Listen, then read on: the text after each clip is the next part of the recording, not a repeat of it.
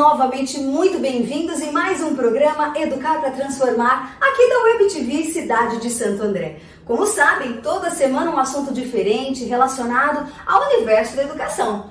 Esse mês em que dia 2 de abril comemorou-se o Dia Mundial de Conscientização do Autismo. Então, em função disso, nosso tema hoje é TEA, Transtorno do Espectro Autista. E por conta disso, temos aqui a nossa convidada ilustre, Valquíria. Seja mais uma vez muito bem-vinda ao nosso programa. Obrigada, Ju. Eu que agradeço de novo a oportunidade de estar aqui mais uma vez.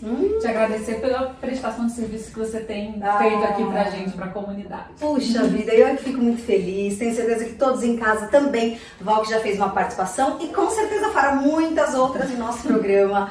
Valquíria é psicóloga há muitos anos e também trabalha com ABA, que para quem não sabe, você pode dizer a todos o que significa ABA?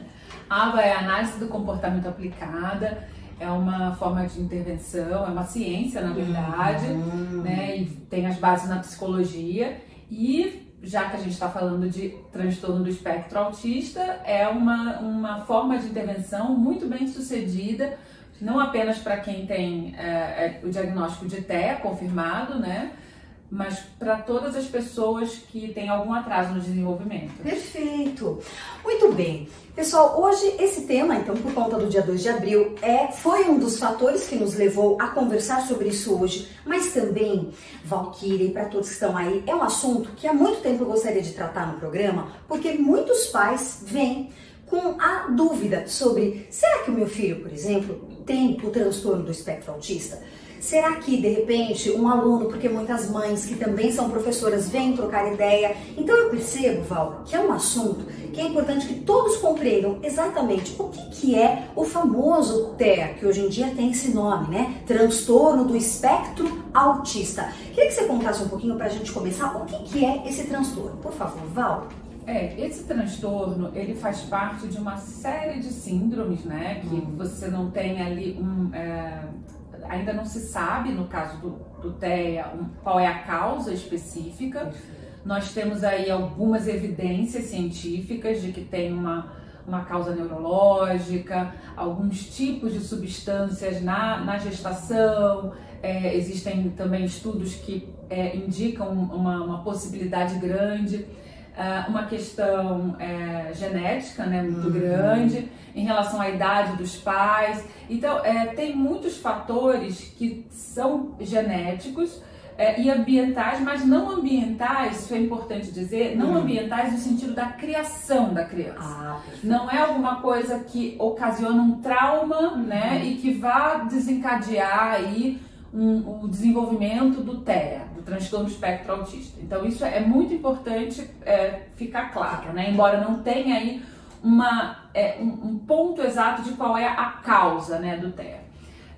Por muito tempo, assim, não é que nunca teve, sempre existiu, existem relatos, até as primeiras descobertas foram bem antes, assim, próximo, você tem relatos bem na antiguidade e também em torno da época da Segunda Guerra, embora o diagnóstico, sim, ele tenha acontecido já ali no século XX, né, que aí começou a se falar do transtorno do espectro autista.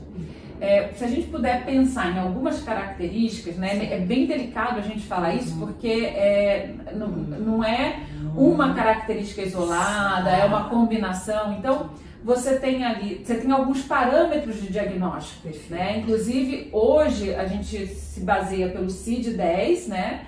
Que é referenciado pelo DSM-5, agora já saiu o DSM-6, mas que vai orientar o CID-11, né?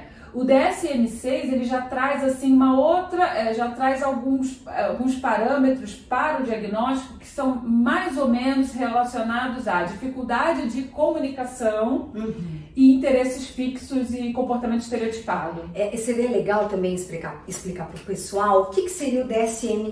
Tinha os 5. Quando eu fiz a minha primeira pós-graduação, estávamos no DSM-4. Agora já estamos no 6. O que é para o pessoal entender o que é o DSM agora 6? Quando a gente vai no médico, ele fala sempre assim, coloca o CID, né? O CID a gente coloca lá para conseguir um exame, para conseguir um atestado.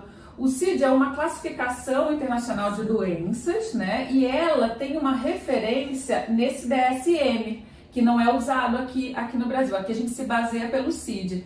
E o que é isso? É importante que todo mundo da área médica, da área da ciência, tenha uma ideia do que a gente está falando, para a gente dizer que aquela doença, que aquele transtorno, que aquela situação, que aquela enfermidade corresponde àquela característica.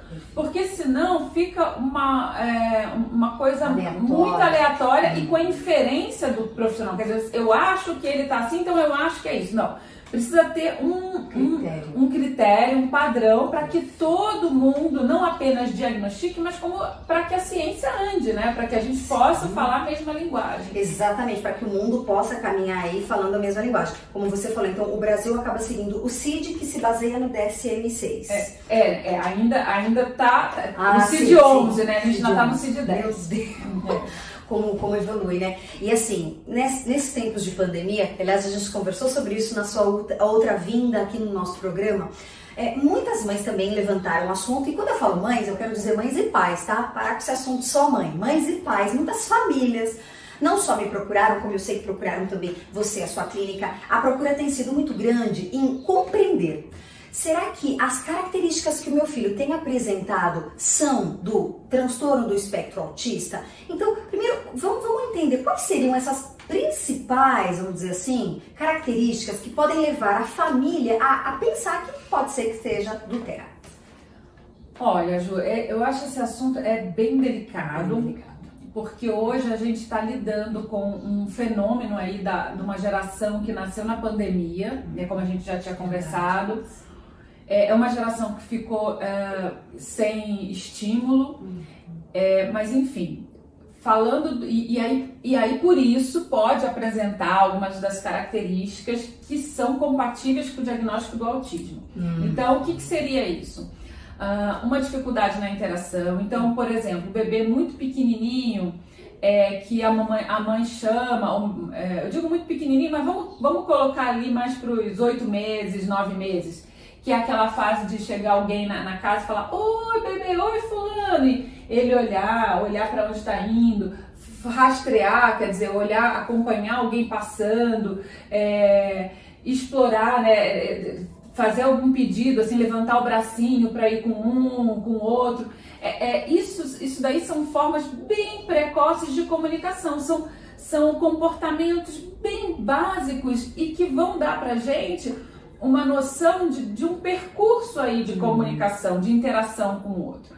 Então, algumas crianças, claro, cada criança tem o seu tempo, tem sim, mas é importante tomar cuidado, isso sim, de não achar que o tempo é o tempo. Quando a coisa começa a distanciar muito, né, ou mesmo algo que chame a atenção, eu acho que vale a pena pedir uma avaliação, conversar com o pediatra, que é o profissional que acompanha muito o seu filho, conversar com a professora que tem parâmetros de outras crianças.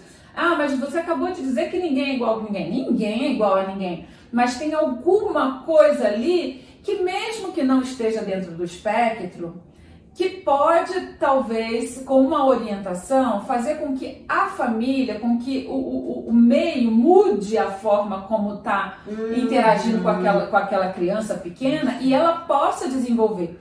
E no caso de ser alguma criança que já esteja no espectro, aí é fundamental, é primordial começar a intervenção o quanto antes. Isso faz muita diferença. Eu percebo que muitas vezes as famílias correm atrás do diagnóstico antes de, por exemplo, contribuir para o meio em que ela vive, por exemplo, com a questão da estimulação, que está super ligado ao que você falou da importância de ser diagnosticado quanto antes, mas para entrar com estímulo, né? Valquíria, eu percebo que às vezes falta um pouco de comunicação dos pais com a escola ou da escola com a família, porque muitas vezes as crianças estão demonstrando, estão dando sinais de que tem algo errado, principalmente no quesito da socialização, né? Eu percebo, eu ministro alguns cursos de inglês e quando as crianças estão ali, o pessoal fala uma vez por semana, mas aquela aula semanal me traz muitas pistas e eu percebo que cada caminhar, cada caminhada, cada tipo de fala da minha criança, do meu aluno, traz muito do que ele é, da forma como ele pensa, como ele aprende, como ele interage. Então, eu me vejo como muito, meu papel é muito importante para chegar para as famílias e apontar coisas que muitas vezes as famílias não tiveram esses apontamentos da escola. Então, eu acho que essa comunicação é fundamental. E você comenta sobre a importância de ter esse diagnóstico, o quanto antes, aonde que, por exemplo, os pais poderiam então recorrer a esse diagnóstico? Junto ao pediatra e também algumas clínicas? Um pouquinho pra gente. Verdade, eu cito o pediatra por ser o médico que está acompanhando a criança desde as primeiras horas, né? Desde os primeiros momentos de nascido, né? Então, o pediatra identificando ali, e isso é importante também, que a nossa classe de médicos e pediatras estejam cada vez mais preparados para isso, porque muitas vezes a gente ainda escuta o discurso do é no tempo dele, mãe, é no tempo dele. Então, o pediatra, sendo um profissional atento, atualizado, ele pode encaminhar para uma avaliação. E aí, normalmente, o caminho que se segue é o neuropediatra. Neuropediatra, ou psiquiatra, o neuropsiquiatra, psiquiatra infantil. Geralmente, esses profissionais, eles vão pedir a ajuda de uma equipe multiprofissional. Então, às vezes, já vão pedir para, independente do diagnóstico, entrar com uma fono, com uma terapia ocupacional, até com a intervenção ABA. A gente já, muitas vezes, independente do diagnóstico, os neuros também encaminham para a intervenção. Por quê? Porque é uma forma, a análise do comportamento, ela consegue dar para a gente uma dimensão do que é que naquele mundo daquela criança pode ser alterado, pode ser rearranjado de forma que outras respostas possam ser emitidas por aquele pequenininho ali, né? Aquele pequenininho, aquela criança na primeira infância. Eu falo isso porque geralmente é a dúvida maior, né, hoje, né? Embora a gente tenha aí casos mais leves dentro de uma régua do espectro autista, que a criança passa na adolescência com um diagnóstico de TDAH, ou com é devagar, ou é distraído, ou é irritado, e passa muito tempo, até adultos, né, sem um diagnóstico fechado. Mas falando dos pequenos, o importante é mais do que o diagnóstico em si, não que ele não seja, ele é importante, né? Ele vai ser importante para um caminho aí, né? Mas independente disso, a estimulação para qualquer atraso, ela precisa acontecer.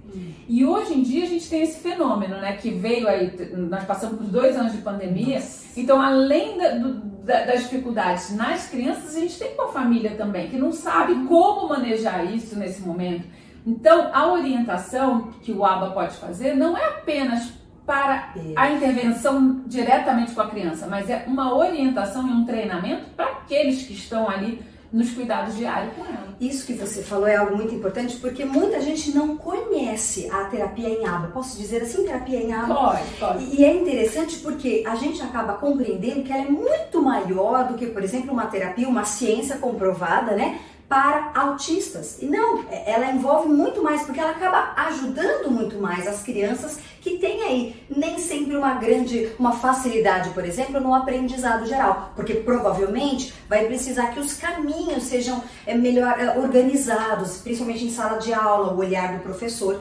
E é engraçado, você comentou da pandemia, muitas pessoas falam: é verdade que aumentou a quantidade de casos de autistas, né, de autismo, enfim. Você já ouviu isso também, das pessoas estarem investigando se aumentou ou não? Você tem alguma opinião a respeito, Val? Eu ouço isso sim, mas eu já ouço bem antes da pandemia, né? Assim, bem antes, todo mundo fala assim: nossa, mas aumentou, agora tudo é autismo, tudo é autismo.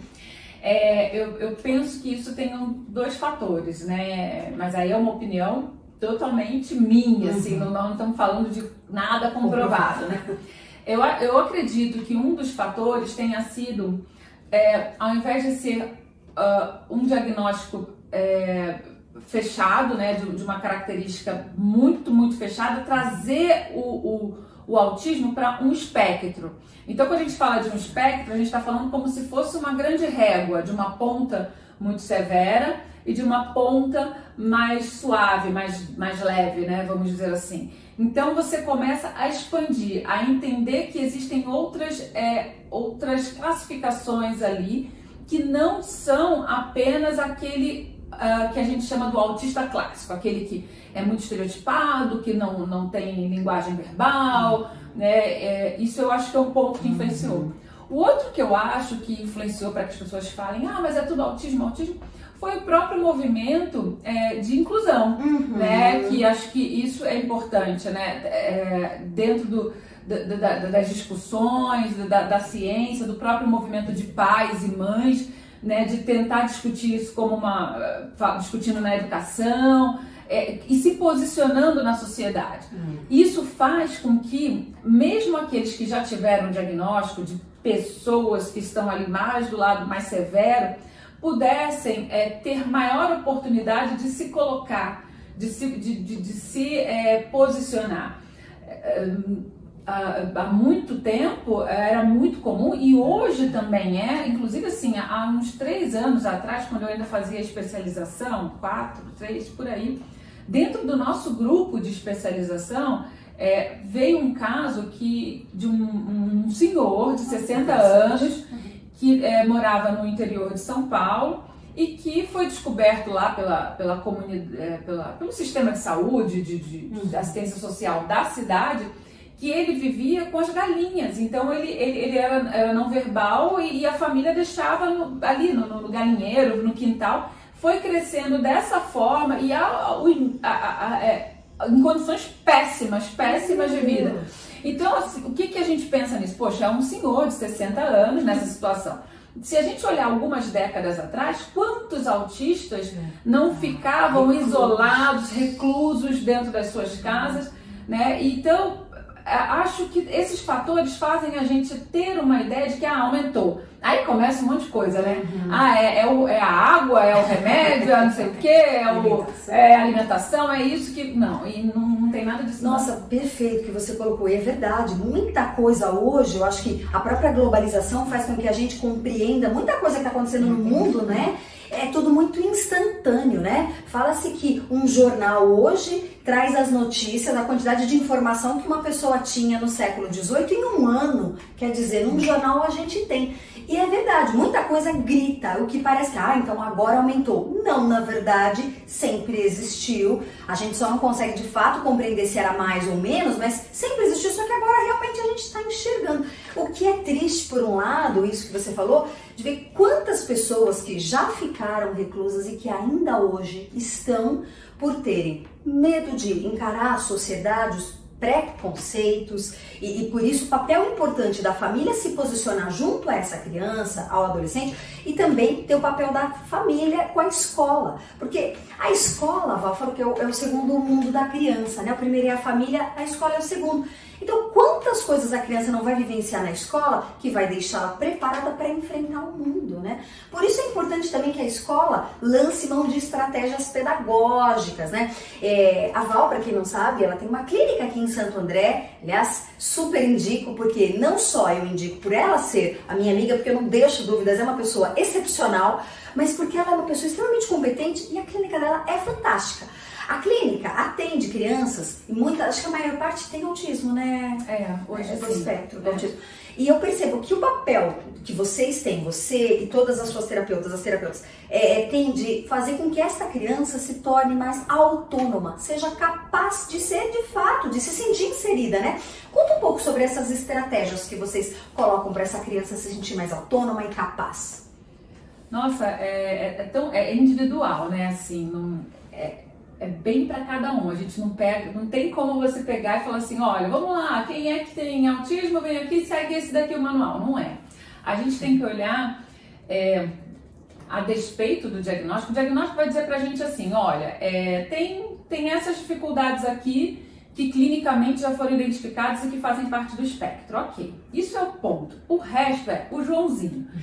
Quem é o Joãozinho? O Joãozinho, ele tem uma história assim, a família dele é dessa forma, então ele normalmente ele se comporta dessa maneira na casa dele, e ele não gosta de fazer isso, ele gosta de fazer aquilo. Só que a gente começa a identificar ali um programa para o Joãozinho.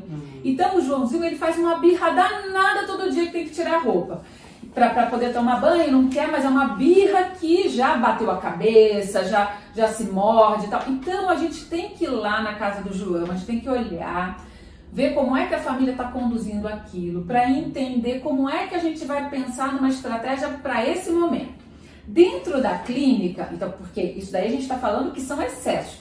Por quê? Porque o Joãozinho, como ele é uma criança, ele faz birra, e criança a gente sabe que faz birra.